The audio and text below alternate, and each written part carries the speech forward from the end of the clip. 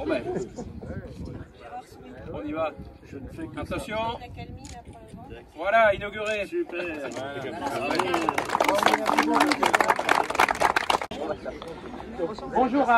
Bonjour à toutes et à tous et bienvenue pour cette inauguration. Alors celles et ceux qui se souviennent du temps, il y a de ça quelques mois lorsqu'on a inauguré la première section, se réjouissent de celui d'aujourd'hui. Avant qu'on prononce les discours, qu'on coupe le ruban et qu'on fasse, on va dire, les traditionnelles inaugurations, ce que je vous propose, c'est qu'en avant-première, nous allions faire le tour de cette déviation de l'Augminé, et puis ce après quoi, on s'arrêtera dans un endroit, je crois, qui a été prévu, on fera le petit discours, et immédiatement après, d'ailleurs, la circulation sera ouverte. Donc, je ne vais pas vous en dire plus pour le moment, je propose qu'on aille en voiture, et que vous nous suiviez. On va faire le tour du parcours et après on fera les petites allocutions. Donc madame la sous-préfète et moi-même. Voilà. Parfait. On y va? Sous-préfète, mesdames et messieurs les vice-présidents et conseillers départementaux, mesdames et messieurs les maires, messieurs les présidents des deux communautés de communes, mesdames et messieurs les anciens élus, mesdames et messieurs les agents du conseil départemental, mesdames, messieurs, il y a des moments assez agréables dans la vie d'un élu et les inaugurations en font généralement partie. Il y a quelques mois, nous avons inauguré une première tranche de la déviation de la 2x2 voies de la RD 767 dans des conditions encore plus venteuses et nettement plus pluvieuses. Aujourd'hui, on le fait avec beaucoup de plaisir, un peu en avance sur la date prévue, en retard par rapport à la date initiale quand même, mais n'empêche qu'on a récupéré une partie du retard, et donc nous inaugurons, on va dire, la deuxième tranche, sans doute la partie la plus visible de la déviation de l'Augminé. Alors, nous sommes aujourd'hui très heureux de pouvoir le faire parce que la première tranche avait été visible, mais elle obligeait à reprendre un petit morceau de la route nationale. C'était encore un petit peu compliqué. Là, de manière très concrète, on aura une déviation complète de l'Augminé et dans quelques instants, dès que les discours seront finis, les agents du département vont concrètement ouvrir cette voie. Donc il n'y aura pas de décalage entre l'inauguration que nous venons de faire et l'ouverture à la circulation qui, dès midi, se fera sur cette voie. Et c'était bien sûr très très attendu par les habitants du secteur, mais bien sûr, je crois pouvoir le dire, plus largement par les Morbihanaises et par les Bretons, puisque cette route départementale, on va dire cet axe Triskel, qui comprend l'axe Vannes-Pontivy, Saint-Brieuc et Lorient-Pontivy-Saint-Brieuc, s'inscrit dans une stratégie globale dans le schéma départemental routier que nous avions voté, de même que pour les Côtes d'Armor et dans le schéma routier régional. Donc c'est un axe prioritaire au niveau régional. Nous l'avons mis en œuvre, financé d'ailleurs à 100%, je reviendrai, par le conseil départemental du Morbihan. Et donc c'est un investissement très lourd mais ô combien nécessaire, avec des procédures qui ont été parfois un peu longues. Les choses ont pris du temps, mais la réalisation des travaux est à la hauteur de l'espérance. On voit même que la végétation a déjà pris ses droits et qu'on se croirait dans une route qui a toujours finalement existé. Ça va nettement raccourcir les temps de trajet, particulièrement quand on vient de Pontivy. Même la sous-préfète sera plus rapidement encore à la préfecture, même si on n'a plus de préfet, mais bon, ça va revenir normalement. On reste jamais sans préfet très longtemps. Donc c'est transitoire, mais je pense que ça va favoriser avec cet objectif d'améliorer encore la situation, et je vais y revenir.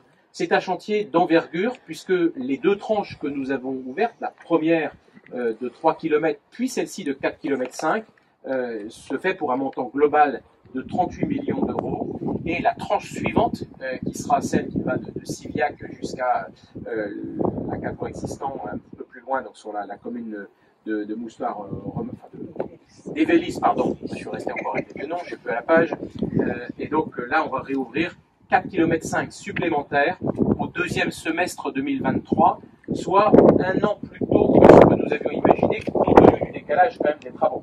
On va récupérer une des 2 années de retard, on va dire ça comme ça, ce qui est plutôt bien. On ne donne pas encore la date d'ouverture parce que forcément ça dépend des conditions climatiques. Là nous avons eu de belles conditions climatiques qui nous ont permis d'avancer plus rapidement que prévu, mais nous n'en sommes jamais totalement certains. Ce qui permettra de boucler les 12 km complets de la déviation finalement de l'Augminé et de gagner quand même du temps, de faire en sorte que les 13 000 véhicules jour qui passaient dans l'Augminet et qui avaient tendance à augmenter sans arrêt, avec une circulation qui augmentait, avec 8% quand même de poids lourds. Donc ça va quand même nettement, on va dire, aérer la circulation à Pontivy, à l'Augminet qui s'en trouvait complètement asphyxié, et donc redonner peut-être un petit peu plus de vie effectivement au centre-ville. Ça va aussi faire gagner au moins 10 minutes, voire dans certaines circonstances presque un quart d'heure, sur le trajet Pontivy-Vannes, et ce qui va d'ailleurs aussi favoriser, ne serait-ce que le transport en commun, puisque le TER de la région, les bus passent ici, donc ça va faire que Pontivy sera mis à une distance, à un temps beaucoup plus raisonnable de Vannes, mais nous allons bien sûr continuer l'ensemble de nos efforts. On sait que c'est bien sûr l'objectif global, il est de terminer la totalité de cet axe. Beaucoup a déjà été fait, puisque nous avons ouvert en 2002 le secteur Siviac-Moustoir-Remingol voilà, à cette époque. Nous avons aussi ouvert la partie Le Coteau, les Trois Rois en 2008. Avant, il y avait un feu, pour ceux qui se souviennent, avec parfois relativement compliqué. Et puis la partie Colpo-Locmaria-Grandchamp en 2017. Donc on a une accélération et on a souhaité d'ores et déjà embrayer sur les autres tranches, puisque lorsqu'on aura terminé en 2023 les travaux ici, eh bien il faut que nous avions sur aussi les projets qui souvent sont plus longs en phase administrative que dans la phase travaux, même si celle-ci est assez impressionnante. Et vous l'avez vu il y a quelques instants avec voilà, les engins de chantier qui étaient en train de terrasser sur la tranche suivante. Donc nous avons commencé à embrayer sur la partie qui va des Trois Rois jusqu'à Ménimur, c'est-à-dire du rond-point, on va dire, du super-U de Saint-Avé jusqu'à la nationale 165, et nous travaillons avec l'agglomération de Vannes, avec le maire de Vannes et le maire de Saint-Avé, pour faire en sorte que cette tranche-là puisse s'ouvrir plus vite, en 2025-2026. Selon les emprises existent déjà, c'est quand même toujours un peu compliqué, mais on sait que cette partie-là peut être quand même très compliquée également, et on a bien vu les améliorations de motos qui ont été faites. Et là, ça va permettre aussi d'améliorer cette partie avec des parties près qui seront sans doute de laisser l'ensemble en 2x2 avec les giratoires supérieurs, de façon à ce que, comme on l'a fait au Coteau, qu'on pas la circulation, et donc sans doute plus cher pour le département, mais plus efficace à long terme. Donc il y a une vraie volonté. Et puis il restera encore quelques tranches que nous allons aussi réaliser. L'objectif étant de tout terminer. On va lancer prochainement les études aussi sur la partie à Colpo. Enfin, il y a encore, je vois le maire qui est par là. Et donc on va continuer pour faire en sorte qu'on puisse aller jusqu'au bout de cet axe qui est prioritaire pour nous. C'est un investissement global pour la déviation de l'Augminet de 60 millions d'euros, donc 38 pour les deux phases qu'on a ouvertes, et 22 millions pour la phase qui est en cours avec, vous l'aviez vu, la pose du tablier du pont qui a été aussi quelque chose d'assez important. Et donc 22 millions supplémentaires, ce qui fait 60 millions financés à 100% par le conseil départemental du Morbihan. Donc il faut le rappeler, c'est aussi l'avantage d'une gestion saine, c'est que nous sommes en capacité d'investir. Et ça, c'est aussi essentiel.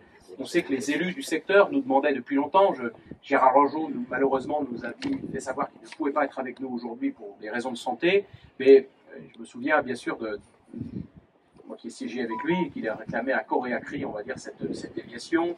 Henri Breton, qui est aussi représenté aujourd'hui, qui ne peut pas être avec nous également. Donc voilà, les élus du secteur ont toujours été moteurs pour que ça avance. Maintenant, il y avait des phasages, et financiers et administratifs. Nous y sommes. Et c'est donc un bon moment. C'est aussi l'occasion pour moi de remercier quand même l'ensemble des entreprises qui ont concouru, qui ont fait un très bon travail. Donc merci à vous. Vous avez non seulement tenu les délais, mais les conditions climatiques ont fait qu'on a pu aller un peu plus rapidement que prévu. Donc merci à l'ensemble des entreprises qui sont intervenues dans un chantier qui était somme toute relativement aussi complexe, parce que dans les entreprises, il y a bien sûr les entreprises que nous connaissons sur les aspects d'infrastructures lourdes, et puis nous avions aussi l'ensemble des compensations environnementales qui nécessitent aussi de l'expertise environnementale, ce que nous avons mis en œuvre, et ce qui a demandé aussi sans doute plus de temps. Là aussi, il faut une expertise particulière. Donc merci à toutes les entreprises, quel qu'ait été leur niveau d'intervention. Merci aussi à nos services départementaux, M. Domagnetti et l'ensemble des services et des agents qui sont ici présents. Je les vois, je les remercie très sincèrement parce qu'ils sont investi. Alors pour d'abord tout le bureau d'études et tout ce qui a été fait en amont, et puis sur la partie exploitation, parce que on n'exploite pas tout à fait une 4 voies comme on exploite nos 2 voies, donc c'est aussi pour nous une organisation un petit peu particulière. Mais merci à l'ensemble des agents départementaux qui se sont mobilisés. C'est vrai que nous avons la chance dans ce département d'avoir aussi des routes de qualité, des agents de qualité, et ce qui fait que le réseau routier départemental, et non seulement les 4300 km, sont non seulement entretenus, et on a de la prévention, on a de la maintenance préventive, ce qui n'est pas le cas dans tous les départements. Et nous sommes en capacité, parce qu'on en a les moyens, et parce qu'on dégage les économies de gestion, de remplir finalement les missions qui nous sont dévolues. Et je pense que c'est au bénéfice de toutes les Morbihanaises et tous les Morbihanais. Alors, on ne fera pas plus de routes que ce qu'on a besoin, mais on est dans des époques où il faut aussi faire attention aux consommations foncières, à la préservation des éléments de biodiversité. Mais il y a quand même des axes routiers qui sont prioritaires à terminer. Nous les terminerons.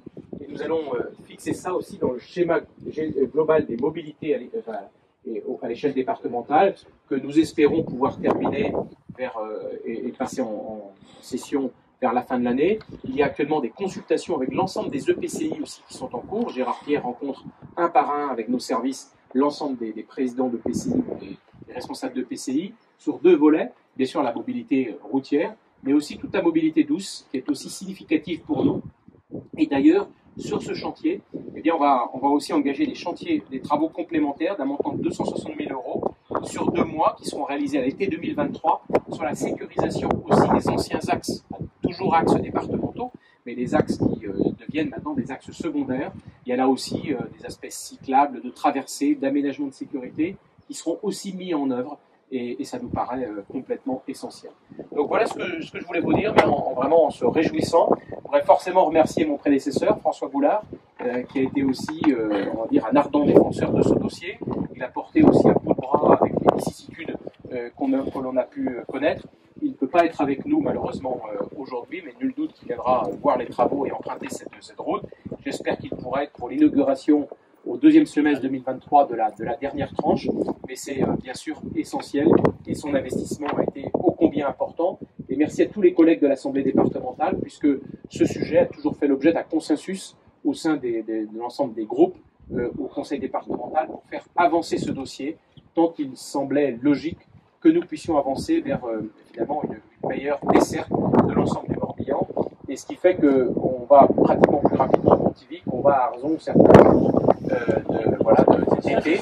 Donc finalement, voilà, c'est aussi bien. Le maire d'Arzon n'est pas là, mais il le dirait lui-même. C'est bien. Et c'est aussi, je pense, un message très fort vis-à-vis du Morbihan plus rural. C'est que le département est en capacité d'investir, mais n'investit pas que sur des routes ou des aménagements routiers au sud de la 165, mais vraiment aussi au nord. C'est un vecteur aussi d'équilibre, de développement économique, d'attractivité des territoires, et nul doute que l'ensemble des territoires sauront bénéficier. Voilà les 2 présidents de communautés de communes, Bernard Le Breton et Benoît, qui sont ici. Donc merci, je sais que vous saurez en tirer profit dans vos EPCI, on va dire, respectifs, pour faire en sorte que l'attractivité économique en termes d'habitat s'en trouve renforcée, à l'heure où nous allons élaborer ensemble un schéma départemental, une stratégie départementale de l'habitat, et ces éléments effectivement de dessert rentrent en ligne de compte. Donc merci à vous, merci aux services de l'État qui nous ont accompagnés malgré les difficultés, on va dire qu'on a pu connaître ensemble, parce que les procédures sont parfois relativement lourdes. Et je vais maintenant laisser la parole à Madame la sous-préfète en vous remerciant toutes et tous de votre présence, et je vous inviterai après à prendre le verre de l'amitié. Merci à tous.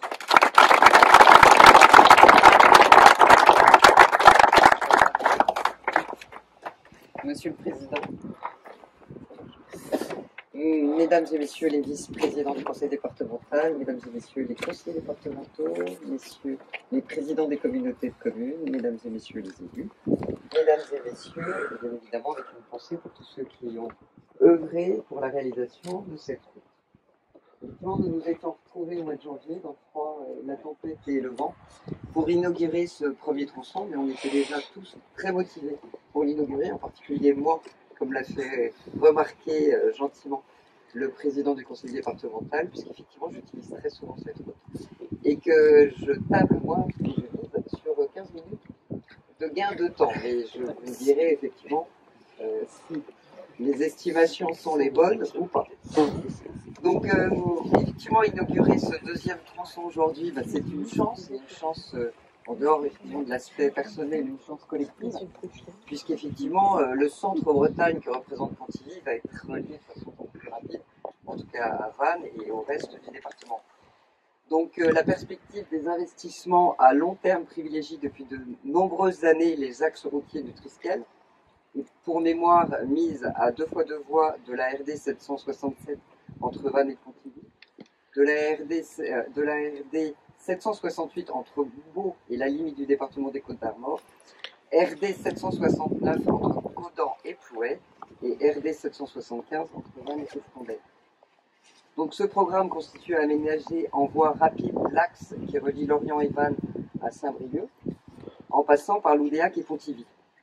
Des objectifs globaux, concourir au développement économique, en facilitant les échanges entre les pôles économiques bretons, supprimer les traversées d'agglomération, ce qui a été là fait pour Locminé, et puis constituer une infrastructure routière qui s'intègre sur le site au mieux des intérêts des populations riveraines.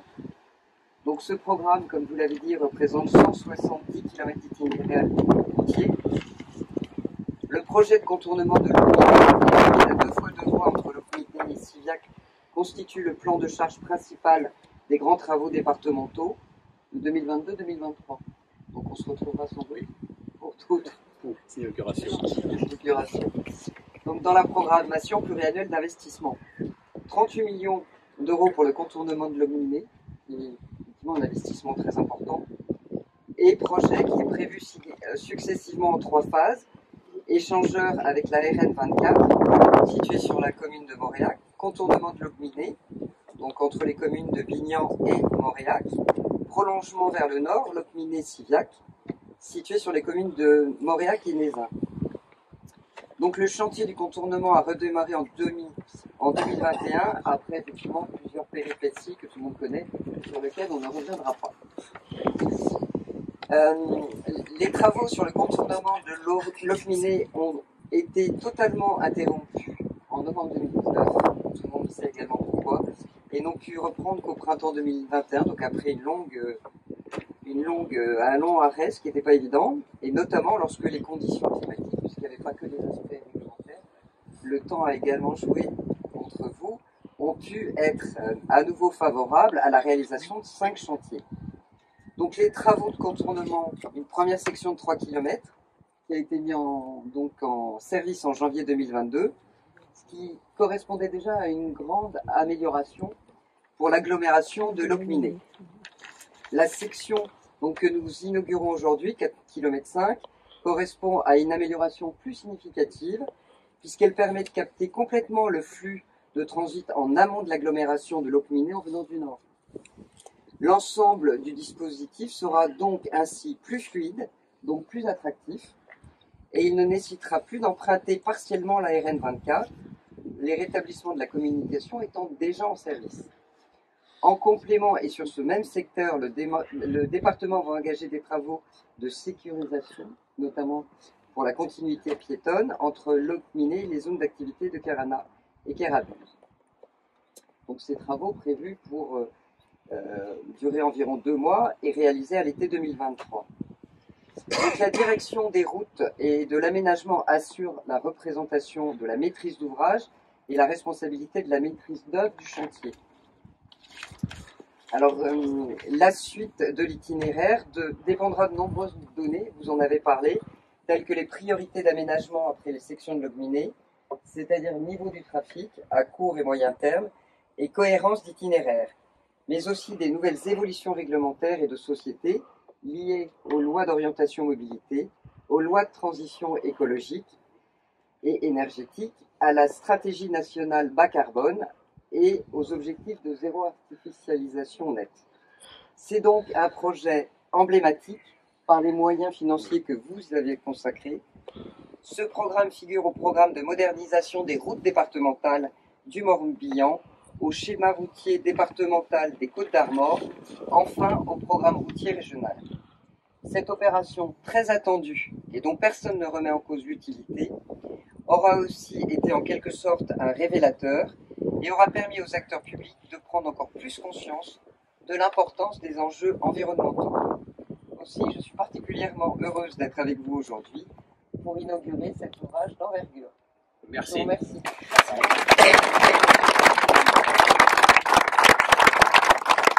Allez, merci beaucoup Madame la sous-préfète et jamais 203, on se reverra l'année prochaine pour inaugurer la troisième tranche. Je vous propose maintenant, si nous ne voulons pas être écrasés par les voitures qui vont bientôt débouler, de pouvoir nous rendre